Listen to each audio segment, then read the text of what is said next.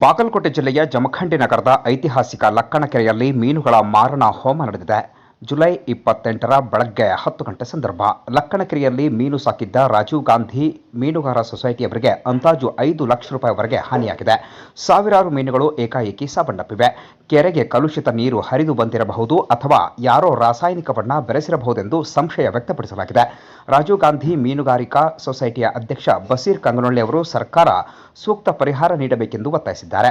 ಮೀನುಗಾರಿಕೆ ಇಲಾಖೆ ಅಧಿಕಾರಿಗಳು ಸ್ಥಳಕ್ಕೆ ಭೇಟಿ ನೀಡಿ ಪರಿಶೀಲನೆ ನಡೆಸಿ ನ್ಯಾಯ ಒದಗಿಸಬೇಕೆಂದು ಮನವಿ ಮಾಡಿದ್ದಾರೆ. ಇನ್ನು ಈ ಸಂದರ್ಭದಲ್ಲಿ ಅವರು ಮಾತನಾಡಿದ್ದು ಹೀಗೆ. ನಮ್ದು ರಾಜೀವ್ ಗಾಂಧಿ ಮೀನುಗಾರ ಸೊಸೈಟಿ ರೀ. ನಂದು ಬಶೀರ್ ಬಾಬಾ ಸಾಹೇಬ್ ಕಂಗನೊಳ್ಳಿ ರಾಜೀವ್ ಗಾಂಧಿ ಸೊಸೈಟಿಗೆ ಅಧ್ಯಕ್ಷ ರೀ. ಇಷ್ಟಿಷ್ಟು ನಾವು ಮರಿ 2 ಲಕ್ಷ ಮರಿ ತಂದು ಬಿಟ್ಟಿರ್ತೀವಿ ರೀ. ಈಗ ಇಲ್ಲಂದ್ರೆ ಒಂದು 2 ದಿವಸ ಆತ ನೀರು ಖರಾಬ್ ಆಗಿದ್ದು ಗೊತ್ತಾಗವಲ್ದ, ಏನು ಯಾರು ಕೆಮಿಕಲ್ಸ್ ಒಗೆದಿದ್ದು ಗೊತ್ತಾಗವಲ್ದ. ಆಮೇಲೆ ನಾವು ನಿಮ್ಗೆ ರಿಪೋರ್ಟ್ ಕೊಡ್ತೀವಿ. ನಮ್ಮ ಮೀನುಗಾರ ಇಲಾಖೆ ಬಂದ ಕಿಸಿಂದ ನಮ್ದು ಇಲ್ಲಂದ್ರೆ ಮಾಲ 5-6 ಲಕ್ಷ ರೂಪಾಯಿದ ಮಾಲ ನುಕ್ಸಾನ್ ಆಗೈತೆ ರೀ.